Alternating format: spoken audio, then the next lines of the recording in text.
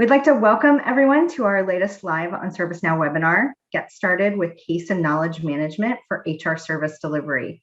We're very glad to have you join us today. And during this session, we'll be discussing how to successfully begin your implementation for case and knowledge management.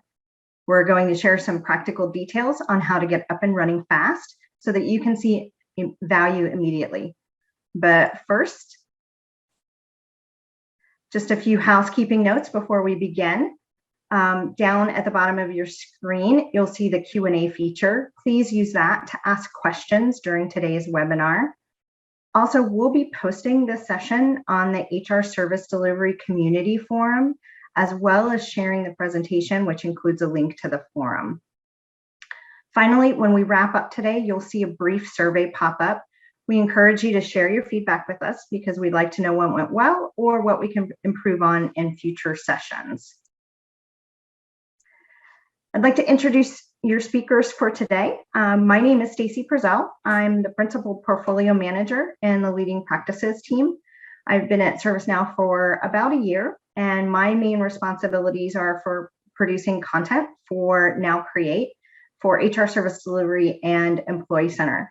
And prior to ServiceNow, I was in the partner space, helping customers implement ServiceNow. I'm really lucky today to have a couple of co-presenters with me, Sandeep and Ian. Sandeep, would you like to introduce yourself? Yes, thanks, Stacey. Hello, everyone. I'm Sandeep Tandon. I'm a Principal Solution Architect at ServiceNow. I've been with ServiceNow for about 4 years and overall been in the industry for about 25 years. I worked across global business services, shared services, and human resources. So that's my background. I'm part of the employee workflow expert services team. So we basically help our customers implement ServiceNow. So look forward to the discussion today. Ian? Thanks. Yeah. And good morning, good afternoon. My name is Ian Posnick, and I'm also a Principal Solution Architect here on the Employee Workflows team. So I work with our customers to implement the HR solutions with ServiceNow. I've been on the HR team here for about 5.5 years and have been various roles, but mostly a technical consultant for the past around 9 years. So look forward to today's session. Back to you, Stacey. Great, thanks guys. We also have some members of our product team on the session helping us today to answer questions. So remember to use the Q&A as you have any questions come up. And today's session is part of our Live on ServiceNow series, which is a curated event series to connect you with ServiceNow experts and peers that can help you deploy your products and achieve value faster. Tomorrow, we have a session to learn how your peers are creating an employee-centric taxonomy that streamlines the way employees find catalog items, articles, and communications on the ServiceNow Employee Center. We've posted the link in the chat so that you can check out the upcoming events and register for those. So let's go ahead and get started. In this session, we are going to share what is case management and knowledge management, why they're important, and what benefits you can achieve. We're also going to share some practical information on preparation and planning for your implementation product, which capabilities and features are critical, and what questions you need to consider for your design. Ian is going to walk us through configuring some of these features and show us how they can be used by employees and HR. And then we're going to wrap up with some key takeaways, as well as provide information about resources that are available to you to help you with your next steps.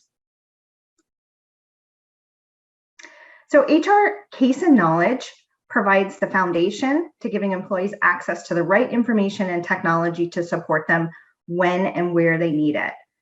As they have questions and are going through their employee journey, they are going to need support from HR. And case and knowledge management enables HR to better manage those service interactions with their employees without relying on generic tools like email. This allows HR to standardize those processes while having visibility into the quantity and type of cases coming in. Knowledge is going to ensure accuracy and consistency of the information being provided to the employees, which is going to result in employee satisfaction and service levels improving and HR efficiency dramatically increasing. HR case and knowledge can also simplify the end-to-end process of providing your employees the information they want. That knowledge base is going to make it easy for employees to self-serve and find the answers they need.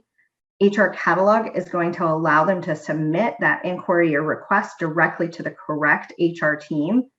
And HR professionals will have the case details they need in that case.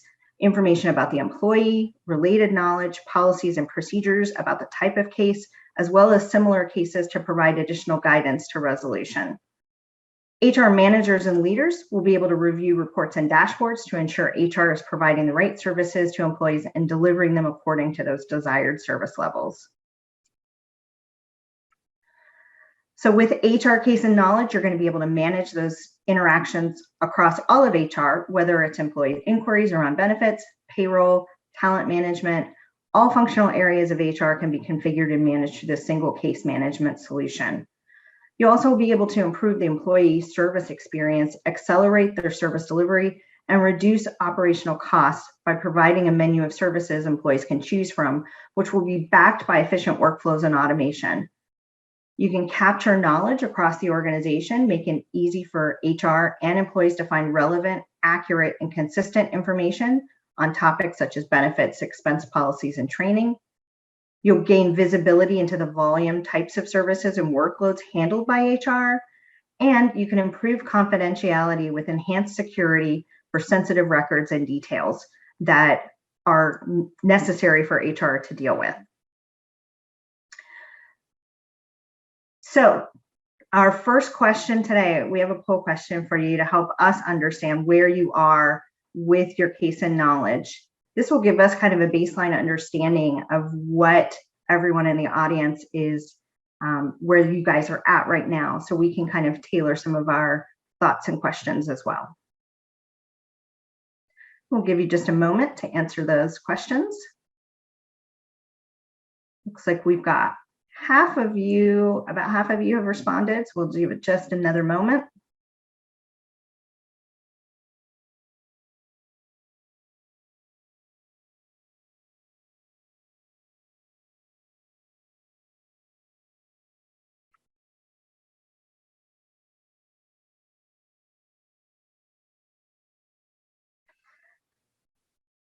All right, so these are some interesting results coming in. And it looks like the majority of you have already implemented and are operational, but are looking for some tips. So we're hoping that we can give you some guidance today or some resources that may be helpful to you. In addition to that, it looks like some of you are still in the planning stages as well, and we've got some tips for you. Sandeep, anything on here that you've seen that is kind of surprising? Not surprising, but interesting, I would say, a little bit anecdotal.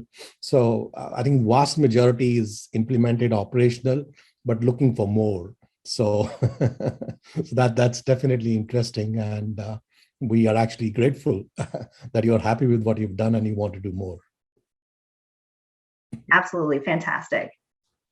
All right, so let's keep moving on. So for those of you that are still in the early stages of planning and preparation, we've got some great resources available for you.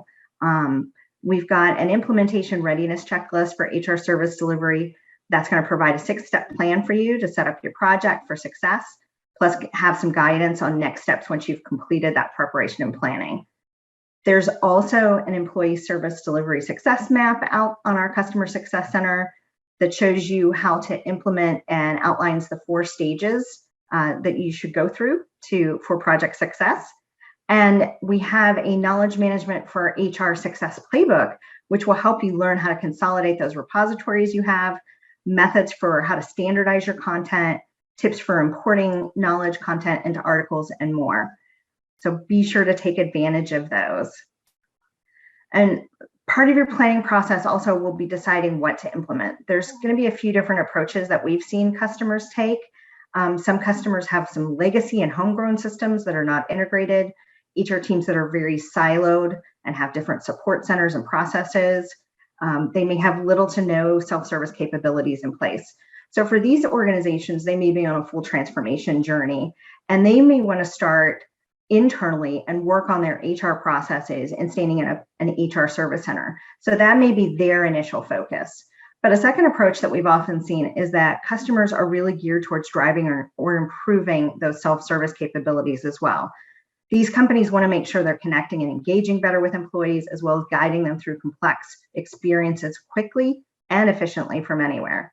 So a key part of that approach is implementing an employee-focused service and communication portal, such as ServiceNow Employee Center.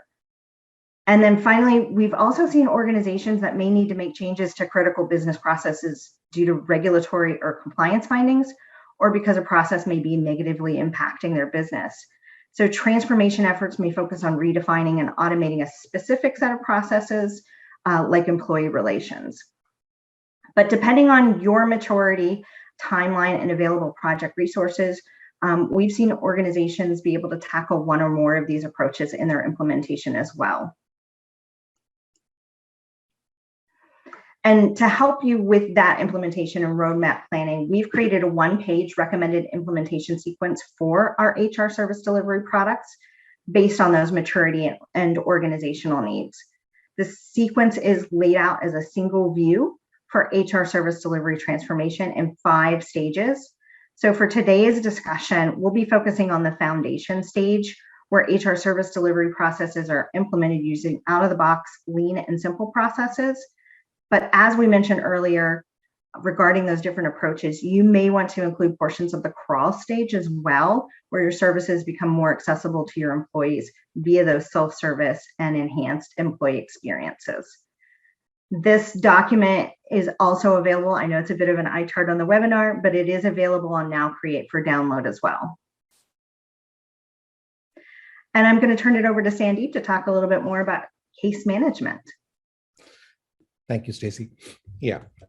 So the next few slides talk a little bit about case management, and we'll talk about the key features, from a design and a configuration perspective, and things you need to consider for your project team. Moving on to the next slide. So ServiceNow offers you a lot of options in terms of configuring your workflows. There are things that need to be foundational in place before you get going. And then there are things, which are value add and you can keep adding to improve or enhance the quality of your overall HR service delivery and the agent experience. We will focus more on the foundational elements today, things that need to be in place before you get going. And of course, there are things that you can look at later. You could do them together also if you have the bandwidth, but you could look at them later. And we'll definitely cover some of these in the future webinars. Moving on to the next slide. The key foundation is really the core data and the HR profiles. By core data, we mean the information that is required to get your instance going. So this is information about the company overall, the subsidiaries that you have in there, the departments, currencies that you want to use, time schedules, etc. If you are already a user of ServiceNow and have other products implemented or any part of HR implemented, obviously, you will have core data in place. If not, then this needs to be set up along with your implementation the first time. And HR profiles is really the foundational data on which we base a lot of functionality within HR. So one, from the perspective of fulfillment, all the information you need on the employee to be able to service that case. And two, also in terms of managing your workflows. How do you create some HR criteria or some functionality around the information or data you have in the HR profile? HR profile is usually confidential information. So you need to be careful in terms of, what information you are going to bring into the HR profile. And it has to sort of mirror your source of truth, which is your core HCM system. So you would need an integration to build that in. So let's move on to the next slide. So once you have your foundational elements in place, you also start thinking in terms of the services that you need to create. And services really are, the benefits, assistance that you provide to your employees through your HR department. From a ServiceNow perspective, all services are aligned to a center of excellence. And some of you may already be familiar with the center of excellence model, which sets up the workflows and some of the other considerations in managing the services. Our centers of excellence map typical organization structure within HR. So, there's something around payroll as a COE, there's something around employee relations as a COE, and that's how all the COEs are created. To build your services, we recommend that you work with HR templates. And if you are not familiar, as I can see that some of you've already implemented, so I'm assuming you're familiar, but if you're not familiar, so HR templates will help you organize everything together, in one template in terms of how that service is going to work, the various components of that service that will come together to create the kind of workflow that you want to create. And of course, if you are implementing the portal, then which is the employee center, then you do need a record producer to initiate that record or the transaction from the employee onto the portal. What you see here on the slide, add beneficiaries, really was an example of one of the services. ServiceNow has a lot of out-of-the-box services available. We can move to the next slide. Yeah. ServiceNow already has a lot of services available in your instance, almost about 54 sample HR services. These are ready to be used, come with all the configuration elements in terms of what you need to drive that workflow. You can use it as it is, or you can modify it. You can duplicate it and modify it for your purposes, or you can even create new services if you want to create.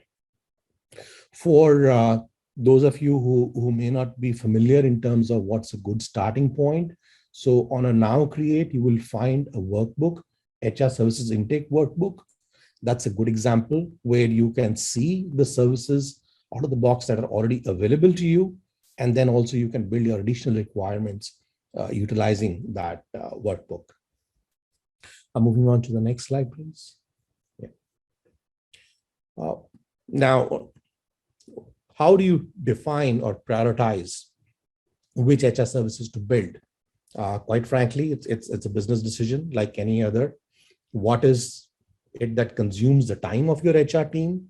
What is it that HR team is working on or focused the most?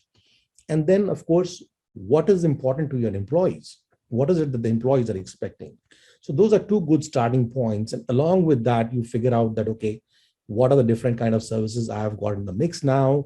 How are they being requested? What is the starting point where the employees requesting support? If things are being done differently in different parts of the organization, can I standardize those services as much as possible? So these are some of the considerations you need to have in place to say that, okay, how do I define and prioritize the services that are going to build eventually in the organization? So we've spoken about setting the foundation, creating the HR services. Now let's talk about the fulfillment. How do those services get delivered? ServiceNow provides two options. There is a standard case UI where you have the ability for the agents to go and deliver services or fulfill services. But we also have now Agent Workspace, which is available, and it's been there for some time. And if some of you have not used it, we really encourage enabling that plugin. The benefits Agent Workspace would provide you is that it's really a single pane of glass for the agent to be able to see all the transactions that they're supposed to be working on.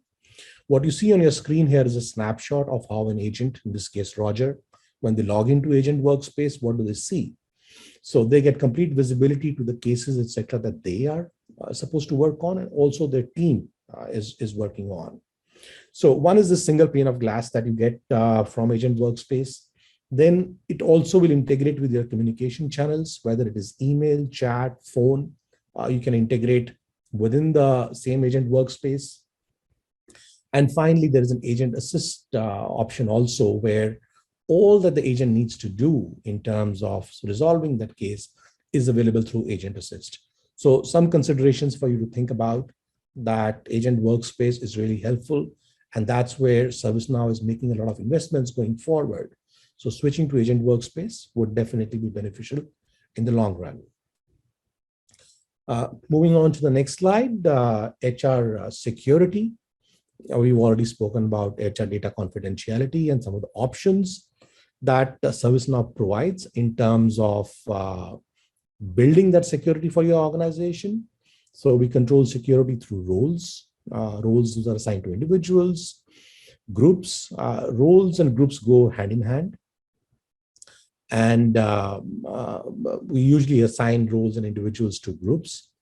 Client roles are about who can access the system as a customer or a client, whether it is your employee, whether it is your alumni or a new hire. So these are some of the security considerations built in. And finally, you also have COE level security. If you want to build additional security within a COE, within HR service delivery, so that may be payroll, compensation, employee relations. So you have options of what to make available to whom within COE security. Moving on, the next piece is notifications. Now, notifications really are reminders that are created at various stages of the case, when the case is initiated or a case is resolved. And they're sent using emails. 3 key points that you need to consider for notifications. When do you want to send it? Who do you want to send it to? And what is the content of the notification? So 3 simple considerations, you need to plan it out. One thing that we will also sort of suggest here is that look at the culture of your organization when you're planning notifications. Some organizations think all notifications are good, whereas others want to curtail it a little bit and not inundate the employees with a lot of emails. So think about it. Out-of-the-box notifications are available, and you could use them as it is or modify them for your purposes. And moving on to the last slide in this segment, the reason why we are doing all of this is to get better control or visibility onto our HR operations. So that's really where dashboards and reports come in, which provide you that kind of visibility. Out of the box, you have dashboards available at executive level, at manager level, at agent level. And then you also have certain out-of-the-box reports available, which you can add and modify onto your dashboards. So we definitely recommend starting with out-of-the-box dashboards and then evolving as you go along. With that, let me hand it over to Stacy for the next segment. Thanks, Sandeep. Now we're going to be moving on to knowledge management, which I really get excited about knowledge management. It can really kind of fast track your self-service for your employees, and as well as help your agents process their cases faster by providing their procedures and some policies that they can see. It also, knowledge management within ServiceNow is going to provide a comprehensive set of functionalities that provide creation, reuse, and measurement of knowledge from different perspectives. So we've talked about that knowledge point, the employee point of view, as well as the HR point of view, which is really critical. And just like Sandeep mentioned with HR case management, not all of the knowledge management features need to be configured right away. We'll do an overview of those required features, and Ian's going to give us a demo of some of these as well. But the first thing to understand is the knowledge article structure. The structure is designed to help employees find relevant information quickly and easily. We start at the top with our knowledge bases, which allow for grouping of articles for a defined employee population. So you may have a general knowledge base, you may have a US focused knowledge base. It really depends on what parameters you need in place for grouping those articles. And then underneath that are your knowledge categories. This is going to help you group together common articles to help guide employees. Think about policies, training, payroll, benefits, may be good categories for you to use. They can also be used as a search filter as employees are looking for some of that content on the Employee Center. And then you have your knowledge articles, which are individual items of content that cover a specific subject, such as an FAQ, a policy, or a how-to article. And within knowledge articles themselves, We've got knowledge blocks, which are reusable pieces of content that can be added to that knowledge article to display different information based on specific user criteria. So US employees may see a retirement article, but they may have a block in there that is specific to 401k information. Whereas in the UK, they would also see that retirement plan article, but theirs would have a block about self-invested personal pension plans. You can also link articles to topics within the employee-centered taxonomy so that content can appear on those topic pages. This allows you to either select a single article to display on that content page, or you can bulk tag an entire category of articles to a page as well. And so you'll want to stay tuned tomorrow for our session around that taxonomy to help you with some of that guidance. One of the approaches that one of the things you need to think about is what kind of approach you're going to have to take for your knowledge team. So are you going to have a centralized knowledge team that is going to own that end-to-end process from creation to maintenance for all content? That would require them to meet with those subject matter experts to gain that understanding of what needs to be created, what information they should include in those articles, and creating and publishing the articles. Or we've seen some customers use a decentralized model where they have subject matter expert teams create their own content. What that would result in you all have to creating some general guidelines that they would need to follow, such as templates, processes. You may need to include some sort of an approval process. So once those SMEs are done creating their content, the knowledge team or knowledge managers would need to approve that content before it is published and available to employees. And then finally, some customers also like to use a hybrid approach where they're using a combination of both of those methods, where a centralized team processes content and publishes it, as well as your subject matter experts have the ability to do that as well. Some additional key considerations for you to think about. Governance is going to be really, really key to knowledge. Knowledge is a global process, so some of the implications of your decisions may impact other teams that are using knowledge on the platform. So be aware of that, and Ian may point out some of that in the demo. We need to make sure that we're supporting those content creators by ensuring solid processes and guidance are in place to enable quality content. And then also taxonomy, we want to make sure that we're providing those curated experiences to employees by tagging those articles and HR catalog items to topics like benefits, pay, or time, or career development. Also, on maintenance, you want to promote your content help through regular reviews and define a process for retiring articles.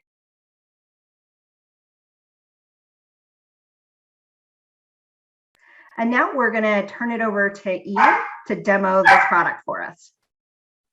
Okay, thanks, Stacy. I appreciate it. I'll make sure to put my dogs away before this starts as well here, but it's hard to control that sometimes. But anyways, I want to thank you for opportunity to demonstrate HR case and knowledge. As Sandeep and Stacey really mentioned earlier, the foundation of HR case is going to be shared with the rest of the platform. So some of the core functionality, the core kind of foundation data is going to be the users and the locations. But we're going to build off of that and extend that to provide additional information and additional security around sensitive HR specific data. So as we start with a user record, in this case, this would be my admin user, and we'll just kind of talk about the differences between the user profile and the HR profile. So a user profile is going to have some of the just basic information about the person, their title, the department they work in. You'll have their location, system preferences like their language. That's kind of stored on the user profile, and that's available for any application in ServiceNow to look at, to see, to use data from. But the HR profile might have things that are a little bit more sensitive. So things like their start date could be their position or their, maybe their pay grade or things of that nature. I mean, you really want to be careful of what you put in here because you don't want things that are unnecessary. But if it's something that you're going to use later on to determine who has visibility to what, then it's important that you have that data available, usually, as Sandeep mentioned, via an integration. So your HCM or wherever your source of that data will be, will feed the data into ServiceNow and provide that to be available for case agents and for the system in general to use. So as we look at the human resources profile, it's a link directly from the user to the profile. So they're very closely related, I guess you'd say, in that each HR profile is one-to-one to a user profile. So this will have, again, layered information. Employment start date, employment type are some critical kind of components that we need to have. But there could be other things we want to keep. If there's data you want to store on, for example, gender or things of that nature, this will go here. The key to the profile is that you're only able to use data or even see the profile at all if you have specific roles. So as an HR fulfiller or an admin, HR admin rather, you would have a role that's called the profile reader role. And profile reader will allow you to see the profile data. So other people, if you're a fulfiller in ITIL, for example, you would not be able to see this data at all. So once we have the profile set up and we have a user we want to provide access to, like let's say this is a fulfiller, the way that we manage a service is going to be through groups. And HR groups are a little bit unique compared to a standard group in that there's a parent relationship you need to have, which would be the HR as the parent. And this allows for inheritance of roles. It also allows for proper filtering so that when you look at it within the case form, you have the only relevant groups available, for example. So it is recommended to keep this model. This is the out-of-box. These are all out-of-box groups that were part of the demo data. So you're welcome to install those and then use them if you'd like, or you can just have them as a inspiration, if you will, and inactivate them and create your own groups. It would be fine either way. You can also rename them. But as you create a new group, you can give it any name you'd like. You can have a manager and group email, and that really goes for, so we use that a lot for if there needs to be like an approval to add, like if you want to add someone to a group and then there needs to be a process associated with that, it's nice to have a user associated with it so that you can request things from that person. The type for this record is human resources. The parent is HR. And now this is an assignment group. And you see that automatically we have this role inherited here. We can also use skills. That's kind of probably a topic for another day, but skills can be inherited at the group level so that the users will be identified. So if you have a payroll group, for example, they can have a payroll skill, which will help with case routing and assignment. Group members can be then modified here, and we can add a sample user to this group. Okay, so that is the just a general assignment group. But then once with the actual cases, when they get created, they're going to be based on a service. So the services will be available out of the box. Again, there's 54 records here. I would never expect you to use all of these, but it's very easy to inactivate them if they are not relevant for your organization. We'll just use them as inspiration to build off of and create your own services. Just going to show like a quick record here. So this is a clone of an out-of-the-box service. So you can easily copy out-of-the-box services and record producers and have your own flavor added to it. But the configuration that you'll see here are really, this is like the holding record that contains all the details for your service. So it's going to contain what COE is it a part of? What is the topic category and topic detail? And these are all used for reporting purposes generally, and also for filtering and categorization. The fulfillment type will determine what types of options you have for this service. A manual fulfillment is your most basic, kind of the starting point for a service. It just means that you'll have the service created and there's really no workflow around it.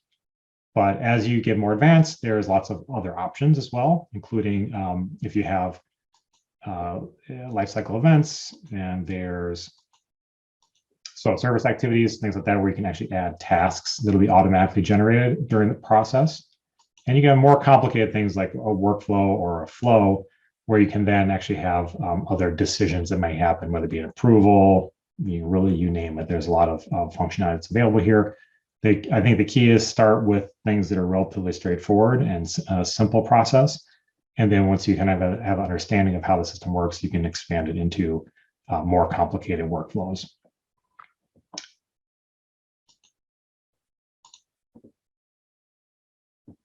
So also linked within the HR service are the record producer and the HR template.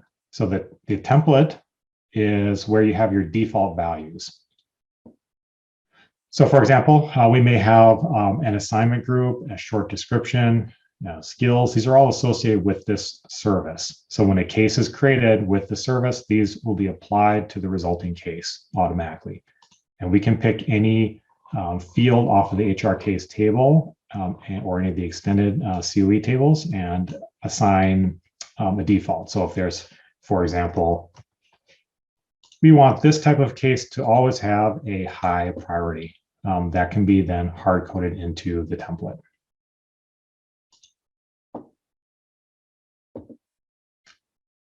The record producer is actually the way that your end users will work with or interact with this, the case or the service, and that's going to be through the portal generally, through the Employee Center.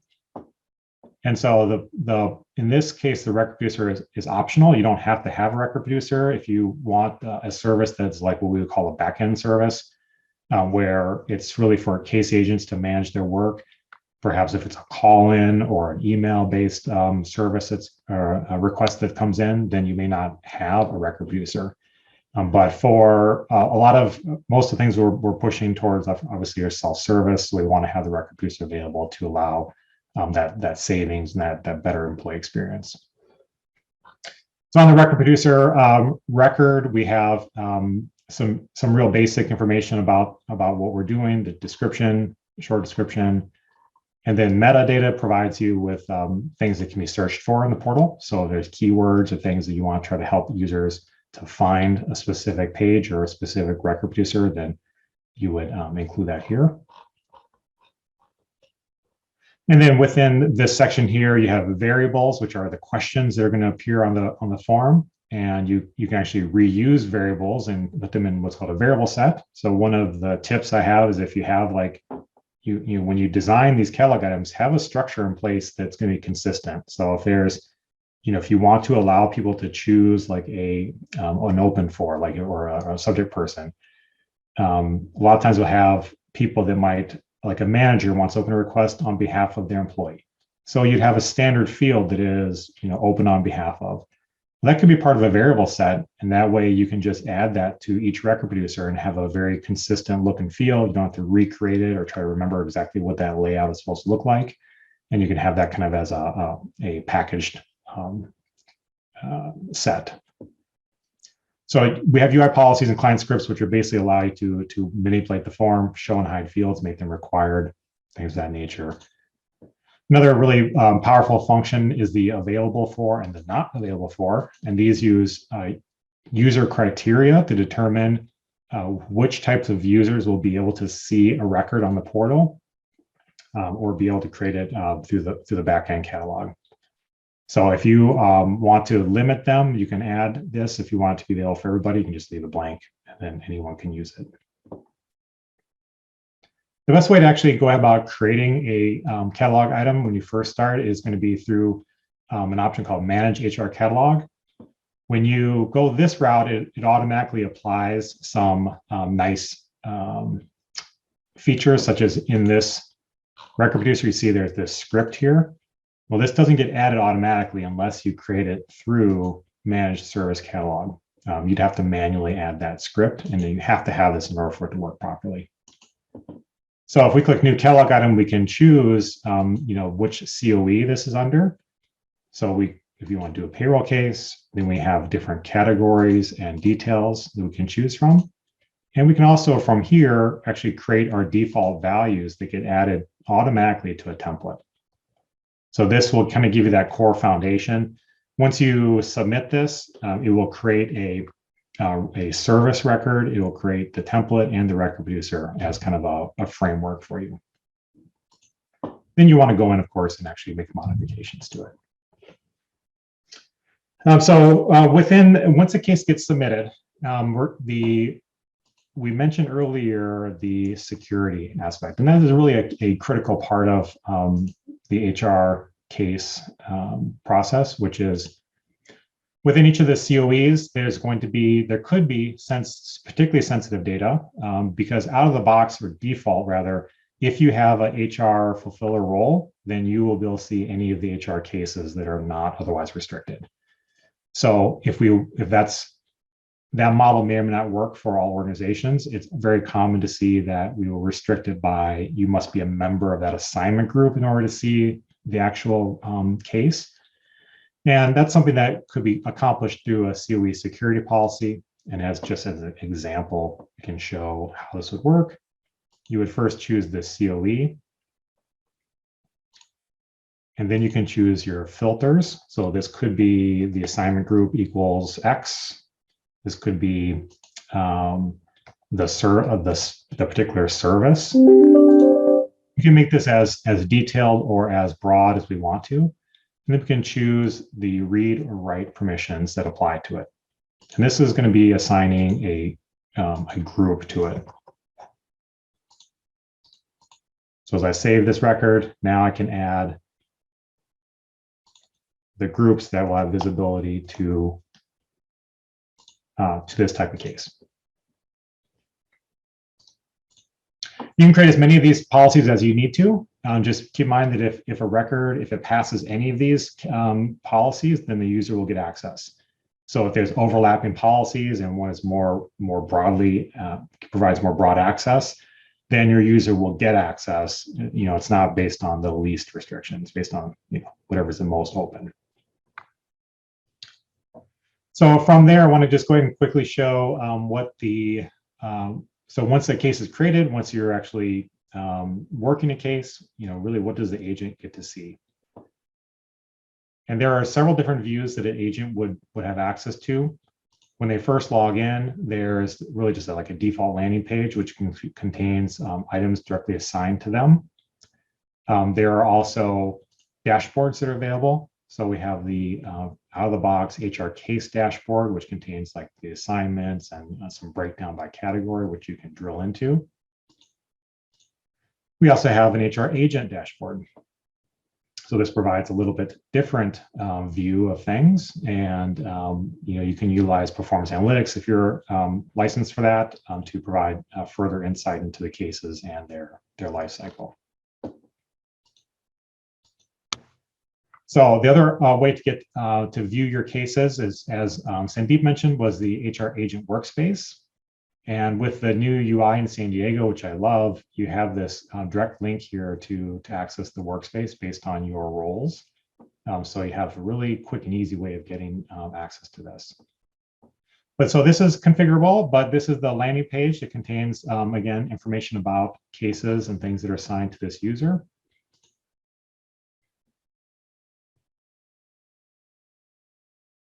We have various list filters based on COE and other criteria. But here is a subject or an example case that was created earlier.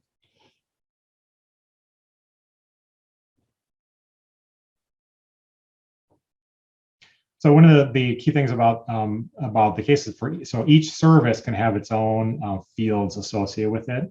So if you want to show or hide specific fields by service, that's a configuration that's available on the service record itself. We do recommend trying to avoid adding custom fields wherever possible. as you start getting into services, it's very tempting to say, well, I really need to know, we need to be able to pull this information for a report or for a dashboard or for, list view, for example, of, who requested this type of benefit and what it was. So it quickly spirals. So you have one service that does that. Now you have, next thing you know, you have 60 services and they all have 4, 5, 6 fields associated with them. And you're not going to be able to really reuse them very often. And you'll find that that causes performance impact on the system. And particularly so if you have specific security rules around each field. So if you get into field level instead of the overall record level security, performance will take a big impact. So be very cautious about that. There are other ways we can manage visualizing the data that comes from a record producer, for example. We can include what's called the variable editor, which will allow you to see the variables that were, the questions that were answered on the record producer and not need it to be actually mapped to the case table. So that's something, talk to, if you feel like that may be a concern, talk to your, ServiceNow experts about, kind of how to best manage that. But as I've seen customers with 200 or 300 custom fields, and it, just makes the experience, the performance of the system and the overall experience not as good. Okay, so switching gears here, I want to make sure we have a couple minutes left to show just briefly some knowledge. So within the, so knowledge is a shared component that is part of, it's not HR specific, but we do have an HR knowledge base as a general best practice. You would typically have 2 knowledge bases for HR, one for internal knowledge for agents and one for external knowledge that will be available for your general population. So the distinction between at a knowledge-based level is going to be dependent on some things are mostly around ownership of that information and the process associated with it. So in this example, this is the out-of-the-box general knowledge base for HR. We have an owner who has specific permissions that they're allowed to do with edit, delete, things of that nature. Managers, and these will also have additional permissions. And then we have the workflows around publishing and retiring. Out of the box, we have a couple different workflows available. We have the approval and also an instant, so for both publish and retire. So this is going to be set at the knowledge-based level. So you can't say for one specific article, I need a publish workflow and it doesn't apply to the other articles. It has to apply at the entire knowledge-based level. So if you had different requirements there, then you would want to, you'd have to create a separate knowledge base for that. So within the knowledge base, the other options you have are things like if you want to have, features turned on and off at the knowledge base, like commenting and so forth. We also have permissions, which allow you to control who has access to that knowledge base. And this is where if you have an internal knowledge base, you just make sure that they have the HR fulfiller role called HR Core Basic.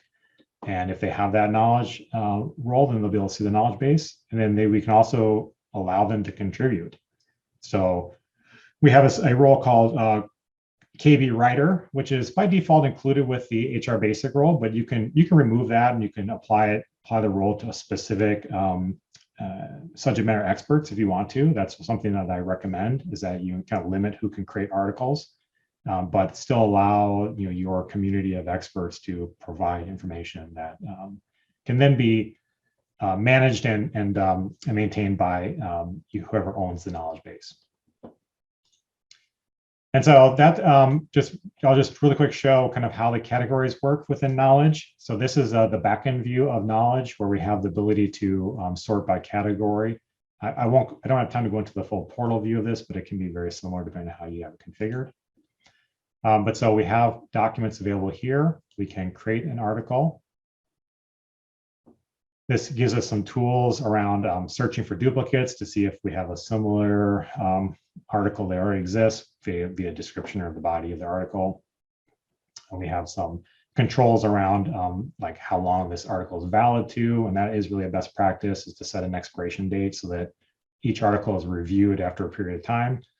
I can't tell you how many times I've seen articles on how to maintain, Windows 95 or something like that. You're really out of date information. And really your knowledge base is only as good as the articles you have as part of that. So keeping that up to date and accurate is really going to be critical.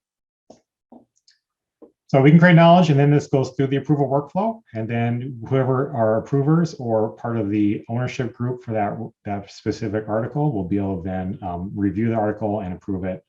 And there's also many other tools. We probably have an entire session on knowledge around knowledge blocks and around templates and other ways you can import from Word, for example, and other ways to manage that data and make it look really nice and consistent. So, Stacey, that is going to wrap up my demonstration. So I'm going to hand it back over to you.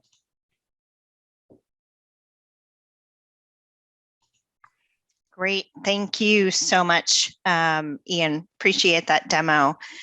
So some of the key takeaways from today's session that we want you to walk away with, out of the box features such as that standard case process, HR services, and notifications can really help speed up your implementation. Also, prioritize the things that your employees are asking for. That's going to really generate adoption and make sure that people are getting the services that they need. And finally, use the data that you're going to gather to determine where to optimize your resources and improve those services. To help you on your journey, we have also included some implementation resource links for you as well. The Customer Success Center is where you're going to find some of those, the readiness checklist and some other helpful information. Now Create is going to provide you with some of that implementation guidance, especially as you're going through the requirements process. And then we've got some really fantastic webinars, not only the live on ServiceNow, but we had some previous HR Academy sessions that you may want to take a look at that do deep dives into specific features as well. And I know that the knowledge session was posted in the chat. In addition to that, we've got a couple of community forums that may be of interest to you. The HR Service Delivery Forum is going to have a lot of information. You'll see there's a case and knowledge management section that has some videos and some additional guidance that you may want to look into as well.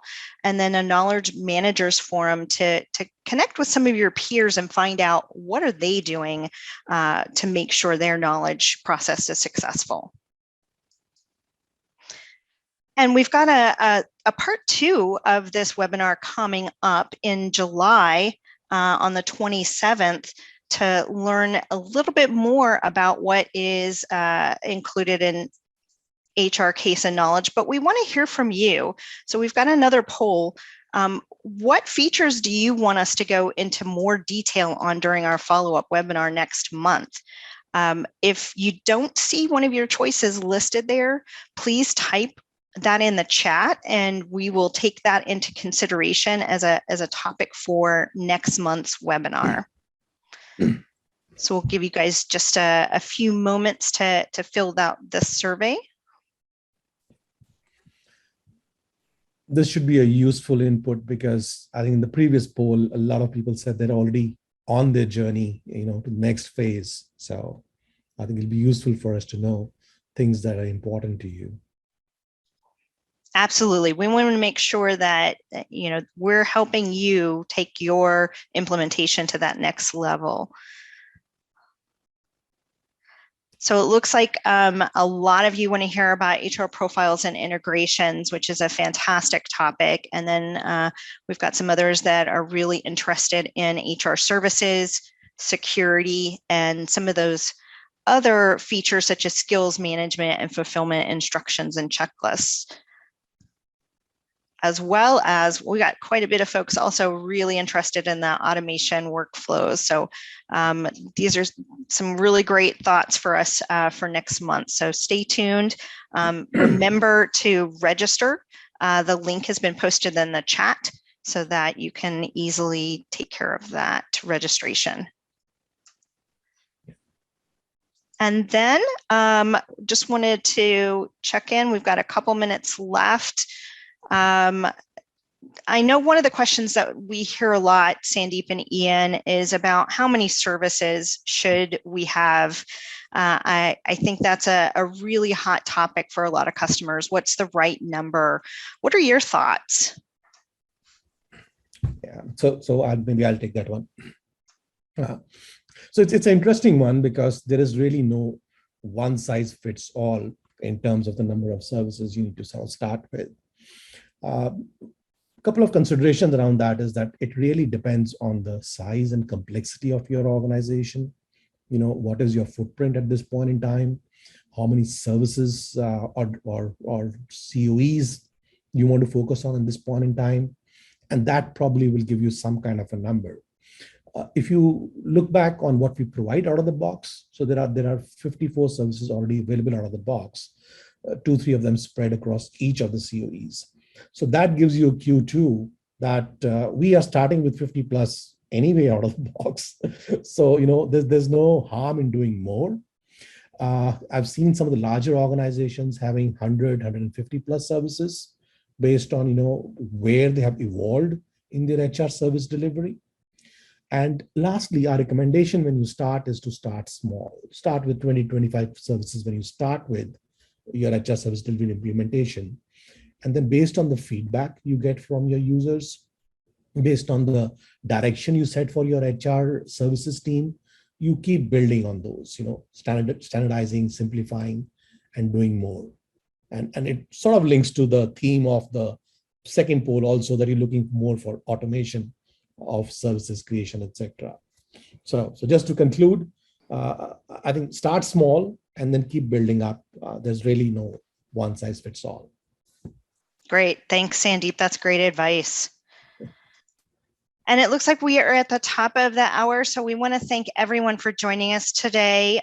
Don't forget to register for those upcoming sessions. The link was posted to see what all we have available and coming up. And have a great rest of your day and happy implementing. Thanks so much. Thank you. Thanks, everyone.